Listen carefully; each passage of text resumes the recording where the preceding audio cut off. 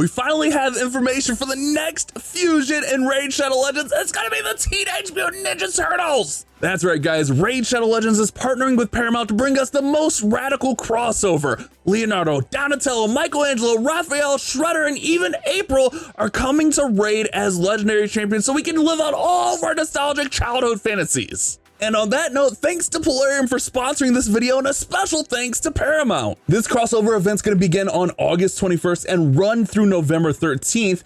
And our first thing for this is we're gonna have a login champion. You log in for 7 days and you'll get Michelangelo just for logging in. The last day to actually claim him is going to be October 30th. And if we actually go back here, we can actually get a look at his kit. So it looks like here on his A1, bash a bad guy twice and place increased attack on Mikey if this hit is critical. We're gonna crack open a target's defense, smack them as hard as place a stun, and spread all debuffs.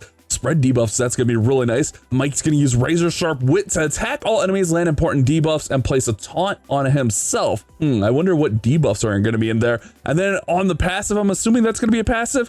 Or just another skill. I'm assuming it'll be a passive. Evade enemy skills, team up with other TMNTs, and gain a shield based on his attack when he's hit. Interesting. Wait a second. Actually, is that gonna be a passive? It feels like it's gonna be a passive. That's interesting. But you log in on the 7th day, you'll get Michelangelo, and then after 14 days, you'll get the 2-star soul, and then after that, you'll just have to log in and just do various things. Like we've done this with other login champions in the past, but you can get a 5-star soul for him. And with the update this morning, we get a look at these turtles. Take a look at him here. Michelangelo will get after logging in. He is a Banner Lord champion. He is attack based. He's got some pretty nice stats there. 1500 attack, pretty moderate speed, you know, pretty solid stats. He's gonna have accuracy in all battles by 70. He's got a nice little passive here. This passive is interesting. He's got a 15% chance to evade enemy skill and all of its effects. If he's under a taunt, it goes up to 30%.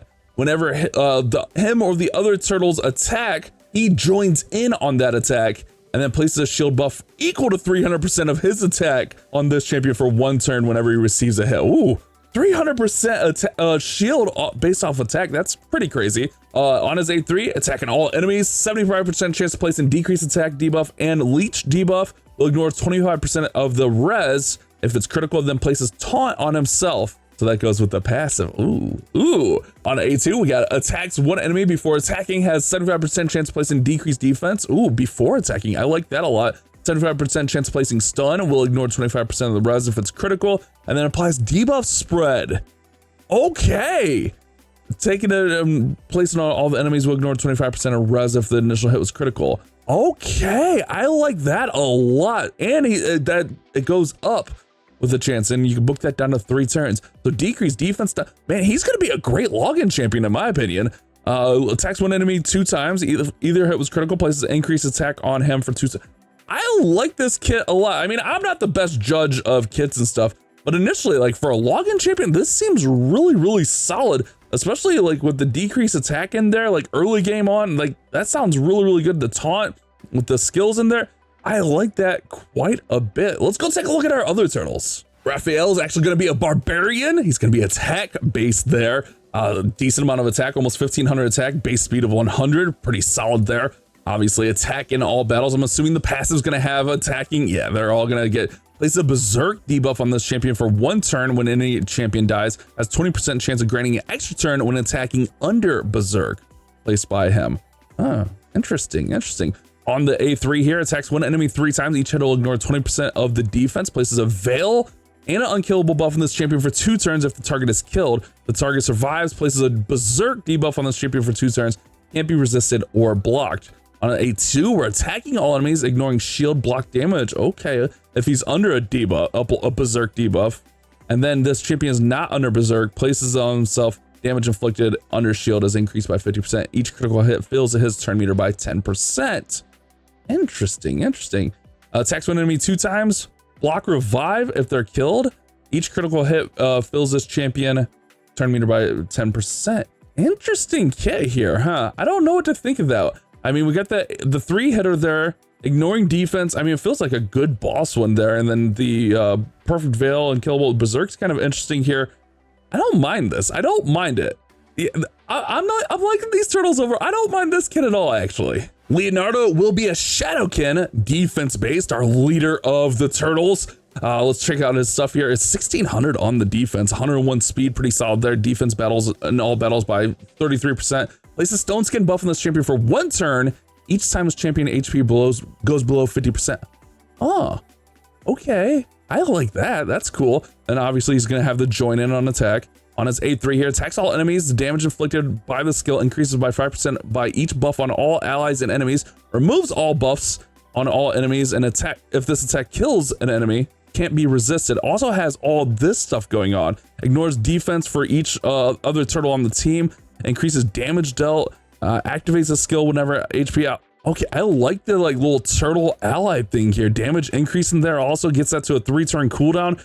5-turn cooldown on the A2, places 60% increased defense on all allies, ally protect on everyone else, unkillable counterattack on him. Okay, these turtles are getting better and better. Attacks one enemy 2 times when counterattacking, repeat this against a random enemy, ignore 3%, up to 15%. All right, I like Leonardo's kit too. I like all these kits, man. I like these turtles quite a bit. They got me excited. I mean, maybe I'm just overreacting because I love the turtles, but I like this a lot. Now, we have the fusion getting ready to start off. Donatello is actually going to be our fusion. He is a lizard man and he is support. He's got quite a bit of HP here, 2100, decent amount of speed, 108 speed. He's cooking pretty quick there. Ally HP in all battles. On his passive here, whenever they all attack, they all join it. I think they're all gonna have that. It feels like whenever one of them attacks, they're all gonna join in that attack, which you run a team of turtles and you're just getting all the attacks. That's kind of nice. Whenever an ally is about to receive a fatal hit, prevents the ally's death and keeps them alive with 1 HP and equalizes their HP with the ally brought up to the average level of the team. There are multiple, only one will work. Okay, so it's gonna stop a fatal hit and then keep them alive and then balance out their HP. Okay, that's pretty nice. Removes all debuffs from all allies. A nice cleanse. Okay, with a heal and a strengthen, plus fills turn meter. I'm liking these turtles more and more, guys. I'm liking these turtles. The cooldown's huge, 6-turn, but you can get it down to a 3-turn. That's not that bad, actually. A2 here, another 6-turn, but it gets down to a 4-turn. Attacks all enemies, decreases the cooldowns of all allies' skills, except for those champions by 2 turns. Okay, so he's gonna actually decrease cooldowns. Huh. Okay, places 30% increased speed on all allies for 2 turns too, based on HP. I like this kit a lot. Attacks one enemy, heals all allies by 5% of this champion's max HP, and then instantly activates continuous heals. Man, I like that quite a bit. I like that for a support setup. I'm liking these turtles. All right, so we saw the turtles. Let's check out the big guy, Shredder, the boss. Shadowkin, he's HP based, so he's got a lot of HP obviously here. 103 base speed, that's pretty solid. He's gonna give 33% HP in all battles. On his passive, decreasing all enemy incoming damage by 30%. Damage is split equally among all allies except for this champion. Increases this champion's damage dealt by 15% for each dead ally. Whenever this champion loses 20% of their max HP, and one attack has a 100% chance to evade the next attack. When this guaranteed evade activates, places a perfect veil on him for 2 turns and 50% chance of placing true fear on all enemies. That seems annoying. So if you smack him for 20%, he's gonna evade his next attack, place the veil. That's kind of annoying. And then it also decreased the incoming damage. I mean, that's not bad. That's not bad there on the passive. On his A3, attacking all enemies. Before attacking, steals all buffs from a single target. Okay. And then can't be resisted if he's under a veil or perfect veil. Fills his turn meter by 15% per each buff stolen. Will ignore 15% of each enemy's defense as well as shield, block damage buffs. If he's under a veil or perfect veil, will ignore 30% instead. Man, it seems like, and it's AoE, it seems like he can hit hard. That is gonna be on a 4-turn cooldown when booked, but it feels like that's gonna hit pretty nice. Especially like you put him in like Savage, Merciless, Lethal, something like that, you know?